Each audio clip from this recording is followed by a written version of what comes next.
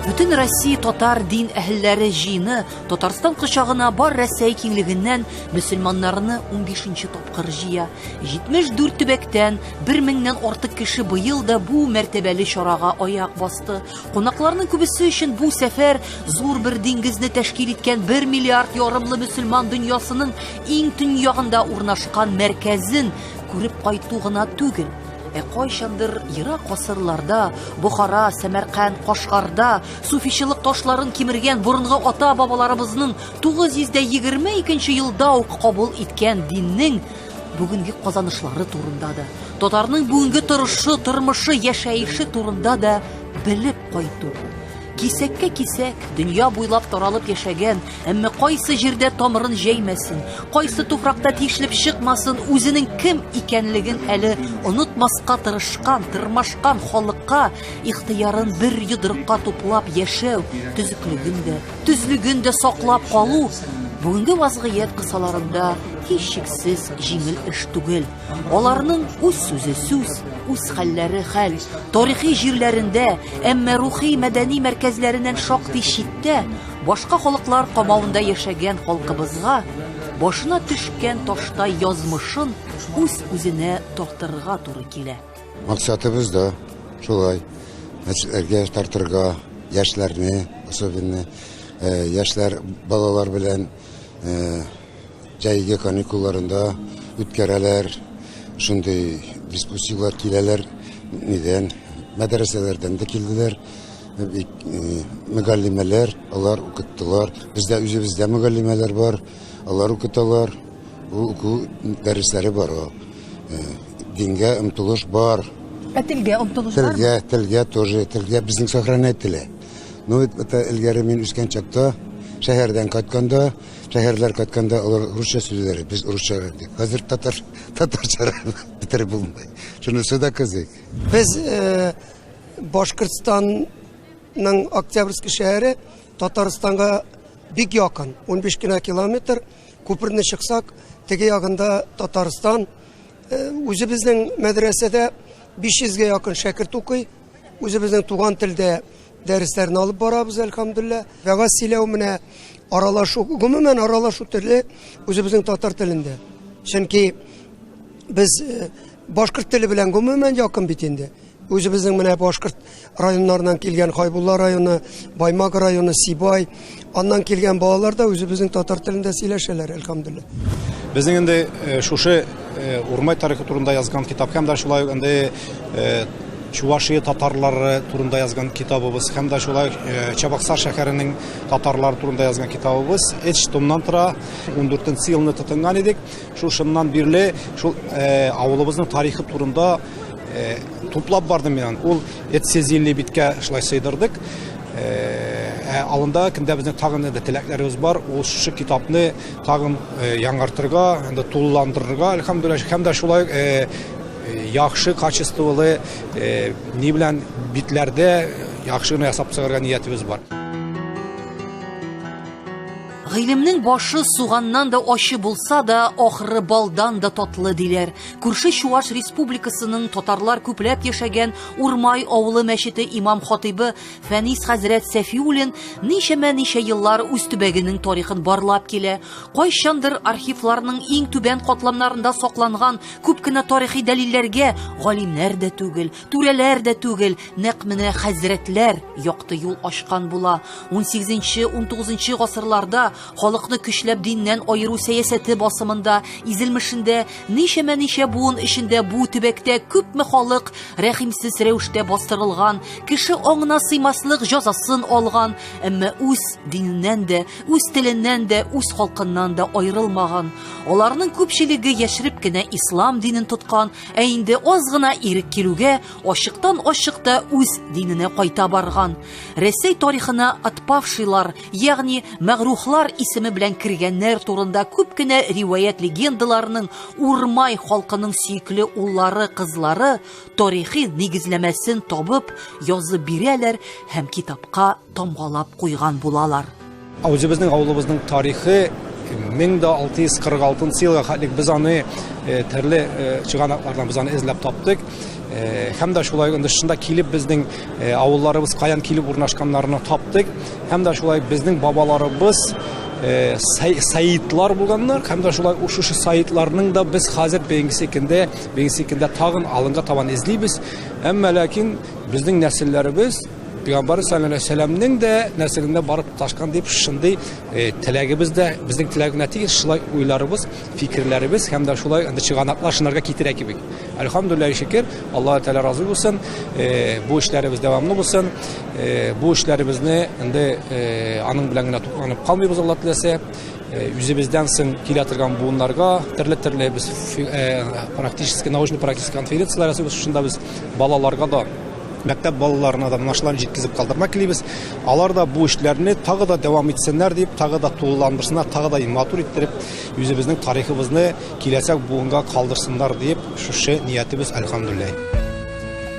Шулай, иң күркәм дин әһелләренең күбесе бүген татарның бердәм ядрәсен тунарга бирмичә, чәчмичә, түкмичә саклап торалар. Шуңа күрә дә тегендә монда сугылганнарның, иске издән сыптыручыларның тамырлары таралашып бүртмәде, саны да артмадыдыр. Әмма кайбер мәсьәләләрдә әле сүзебезнең үтмәве көн кебек ачык. Бүген ислам дине тарафдарлары да яңа вазгыят эчендә кайный. Шире яшергәннәрнең азагы нинди булуы билгеле бит. Ана телебезне саклап кына калмыйча, аны янә киң җәмәгатьчелеккә чыгару, аның данын күтәрү бу төп максат. Динме, телме дигәндә, ул халыкның ике канаты. Берсе сынса, ничек күтәрелергә, ничек һава ярып барырга, ничек җил белән карышырга, ничек йолдызларга менәргә, ничек үз дөньяңны күзләргә. Киң фикерләргә тиеш. Без бит динебез ул әлеге аш үткәзү, мәҗлис үткәзү, ниту бала атау гына түгел. Без динебезне киңрәк фикерләргә тиеш. Ни өчен без бүгенге көндә милләтебез хурлыкка төште дип әйтә алмыйм инде. Ләкин аннан ярак түгел. Ни өчен безнең менә шул хәлдә яшәүбез? Безнеңге әлеге асаси тетелмәс фундаменты булган динебез безне элек саклап барган. Бүгенге көндә шул Аллаһ Тааланың әйтүе буенча, әгәр без ул диннән тайпылсак, то ул безнең нигезебез тетелгән шикелле булып чыга. Нигезсез йорт озакка чыдамый ул. Һәм бу телгә кагылышлы вазгыятькә Әлбәттә, татар халыгы ул төрки халык, борынгы төрки халык, зур дәүләтләргә ия булган халык. Менә шул безнең тарихыбызны без онытырга тиеш түгел, тарихын оныткан кешенең киләчәге юк. Шуның өчен без менә шул дин хезмәтчеләр, ни өчен дин ва тормыш дигән. Динебез тормыш белән бәйле булмаса, ул безнең динебезнең опять же бер өлеше генә булып чыга. Вәгъдәләр көчле, бурычлар байтак, акыллы сүзләр генә буш куык ышыктуга калмасын иде. Мәдрәсәгә килгән шәкертләрнең дә туган теле такы-тыкы гына бит. Үз кавымен белмәгән Иваннар кебек диләр. Балык кылчыгыдай җанга кадалган бу гыйбрәтле хәлләрнең дә мөһимлеген, тирәнлеген аңлаучылары, халыкның шын хәлен, халәтен бәяләүчеләре бу заман гарасытыннан котылу чарасын нибары дин, мәгариф һәм дәүләт бердәмлегендә күрәләр. Әгәр телне онытсак, менә мәдәниятебезне онытабыз. Мәдәниятебезне онытсак, тарихыбызны онытабыз. Тарихыбызны онытсак, без кем булып калабыз инде. Менә шуны без аңлыйбыз аны. Шуның өчен әлбәттә бүген сөйләшү ул безнең рус телендә вәгазьләрнең бер өлешен сөйли торган дәрәҗәгә килсәк тә, үзебезнең милләттәшләребез белән шуны алып барырга кирәк. Бигрәк шәһәрләрдә һәм шуңа күрә ул дини юнәлештә дә, менә шул дини тормышта да чагылырга тиешле. Һәм менә балалар бакчалары бәлки, хатын-кызлар белән эшләү, менә башка юнәлешләрдә дә мәчет тирәсендә булдырырга кирәк безгә. Димәк, имамнарга гына йөкләп, бик дөрес булмас. Булмый, ничек Бу имамнарга. дәүләтнең бурычымы, иң беренче чиратта. Ул дәүләтнең бурычы инде, дәүләт дәрәҗәсендә күтәрмәсәк теге имамнарга гына беренчедән авыл имамнары менә күп мәдәрәс ала, авылда халыкның бик әз өлеше генә бүген калып бара инде кызганычка каршы. Мәктәпләребездә дә балалар бик әз. Безнең бит инде хәзер халык шәһәрдә, район үзәкләрендә. Анда теге рус телендәге мәктәпләр, русча сөйләшә торган детсадлар, анда имам ништи алай шул хәлдә. Әлбәттә тырышабыз теге туган тел дәресләре дә үткәрәм. Менә мәчеттә бар инде, бездә 100 кеше укый, бездә 50 кеше укый. Ул бит инде миллионнаган кешедә ул 100 кеше картина ясамый бит инде. Бер тамчы гына. Бер тамчы гына. Әлбәттә, һәркем теге тырышырга кирәк инде теге чыпчык. Мин Ибраһим алейһиссаламны коткар өчен теге су сапып ташыган чыпчык әйткән бит, кешемнән килгән эшләдем. Biz кешемнән килгән эшлибез, әмма имамнарга гына бу эшне калдыру дөрес түгел. Инде күпме елларга сузылган бу тартышуның барыбер бер чиге булачагына инанып яшәүчеләр үз көченнән килгән хезмәтне кылып килә. Алтынны бит юлга ташласаң да, шүрлеккә куйсаң да, утка тотсаң да, ул алтын булып кала. Һәр халык өчен үз күлмәге җанга якын, үз сүзе алтын. Төмән өлкәсендә яшәүче Хәлилия ханым моннан берничә ел элек борынгы мәчетне торгызырга алына. 17нче гасырга караган бу бина төмәндә яшәүче татарлар өчен тарихи һәйкәл генә түгел, рухи һәйкәл, милләтнең рухи йөзе булып тора. Кайсы гына вазгыятьтә дә, нинди генә тарихи үсештә дә ул үз мөһимлеген юймады. Халыкның пак максатларын аклап, яклап, саклап яшәде. Бүген күккә төбәлгән манаралары белән, азан тавышлары белән, яңартылган тарих төпкеләреннән күтәрелгән бу мәчет үз халкының бер терәге, җыелу урыны, сагыну кыйбласы булып тора. 1600 елда безнең Сибир ерләренә ислам диненә килгәннәр, шейхлар ул вакытта астаналар, мәчетләр ачканнар бит. Алла Тәгаләгә рәхмәтләремне көндә намаздан әйтәм, что миңа ястырганына ул мәчетне төсәгәле. Менә шундый менә зиярат кылулар, ул халыкка нәрсә бирә? Тарихын бирә. Мәрхүмнәргә шөһрәт, хөрмәт уята. Кадерләмибез. Тарихыбызны кадерләмибез. Бик күп зиратлар караусыз. Зираты караусыз икән, бу халык кыллыкка дучар. Ниндидер бер көн билгеләп, яки анда теге милли мәҗлестә карарга кирәктер моны.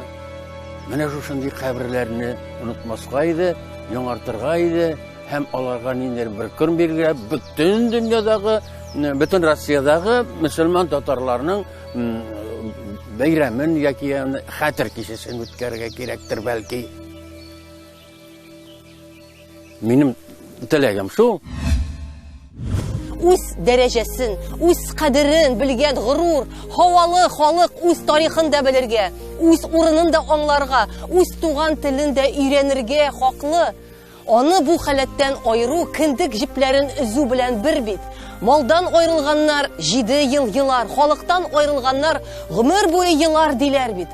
Бу шымлы заманнарга намусыңның зурлыгы, фикереңнең иреклесе, тәҗрибәңнең киңлеге, эшеңнең иң күркәме, сүзеңнең иң үтемлесе кирәк. Шул чакта гына милләт язмышына гозерле карашларын төбәгәннәр энә күзе хәтле ярыктан да өмет чаткысын күрә алыр.